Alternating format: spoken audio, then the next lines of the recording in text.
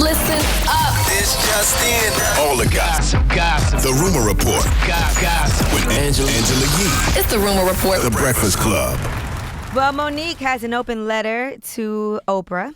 And she said, "Dear Oprah, I felt compelled to write you this open letter after observing the disparity in the way that you seem to treat people who were accused of the same allegations. You did an interview on the CBS Morning Show and were asked about Harvey Weinstein by Norah O'Donnell, and you said as it pertained to him that you always try to look at the rainbow in the clouds, whatever is the silver lining. You also said if we make this all about Harvey Weinstein, then we have lost the moment. When you either are or were going to be a part of a documentary on Michael Jackson and Russell Simmons, how is that not making it all about them? Interestingly, brother MJ was acquitted and deceased, so how is he not off limits? Russell and Harvey are accused of the same thing, so in fairness, how do you not support the accusers of both, as you said you did with Russell Simmons, or you look for the silver lining for both, like you said you did for Harvey Weinstein? The only difference between the two is their skin color, and doesn't Harvey Weinstein have way more accusers? My personal experience with you is you've watched me as a black woman be accused of being difficult for not promoting Precious internationally for Lionsgate, Tyler Perry, and your requests, despite the fact my deal was with Lee Daniels Entertainment. And how are you for black women when you hear Tyler on audio saying I was right and he was going to speak up, but you or him still haven't said a word? She also says, when I was 16 and I met you at your local show in Baltimore, I told you I wanted to be just like you when I grew up. You responded, you have to work really hard. My 16-year-old self didn't know that you and your silence in the face of wrongdoing would make my life harder. That letter would have been great. There was a lot of fair points made in that letter, and it would have been fair points that I would not have dismissed just because they came from Monique. But it's hard to hear that from Monique because we know Monique has a long-standing problem with Oprah, which she came back to in that letter. Mm-hmm. And she said, love you to life, Monique. And she could be really feeling that way because a lot of people do.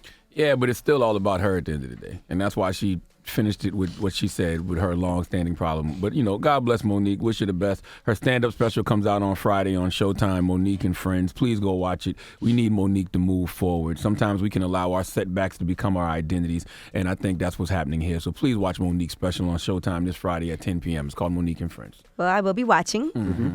All right. Now, speaking of Oprah, that documentary on Russell Simmons that Monique references in that open letter is going to come out. Now, Oprah has stepped away from it. And it's about sexual assault allegations against Russell Simmons. Now, that is called On the Record, and it will be on HBO Max. It's the new streaming service, and it's the streaming service's first ever festival purchase. So they have purchased that, so you can see it on HBO Max. Okay.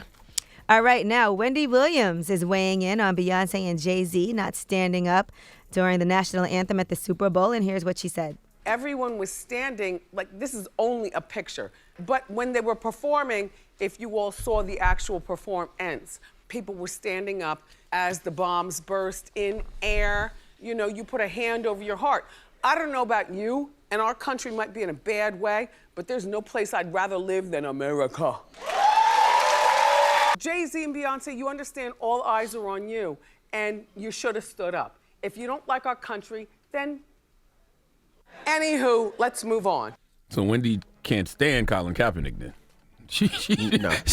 If she mad at Jay and Beyonce for not standing up, then she hates the fact that Colin Kaepernick took a knee. But right? that's incorrect because they were not the only ones that weren't standing. It's ridiculous. Everybody around them wasn't standing either. Yeah, why are they ignoring all of the people that were sitting around them as well? It was white people sitting around them who didn't stand up. Like, this is about celebrity. And a lot of people don't really approve of the national anthem. But you don't have to stand. I thought that was the whole idea of this country. Right, you have a choice. You have a choice That's the and do point what of you the want country to is do. you do have a choice. Absolutely. We don't even know why they didn't stand up. Jay-Z is 50 years old. He might be tired. Beyonce might have had on some kids. heels. Like, I'm not standing in these heels because I've done that. We don't know why they didn't want to stand. Like, why everybody jumping to And these nobody else conclusions? was standing right there. So I don't know. All right, but speaking of the Super Bowl, Jennifer Lopez was discussing that halftime show, and here's what she had to say. I was happy to stand up there with Shakira, two Latin women, two working moms who did one of the best Super Bowls of all time. I know how special it is to be able to go out there and hold up an American flag and hold up a Puerto Rican flag and have my daughters sing with me. Yeah, baby. Yeah. And to represent women and single moms and working moms. All right. Now, some people thought, of course, that Jennifer Lopez and Shakira's halftime show was too sexy. Those people, for instance, Billy Graham's Evangelistic Association. Oh, God. They said that I don't expect the world to act like the church, but our country has had a sense of moral decency on primetime TV.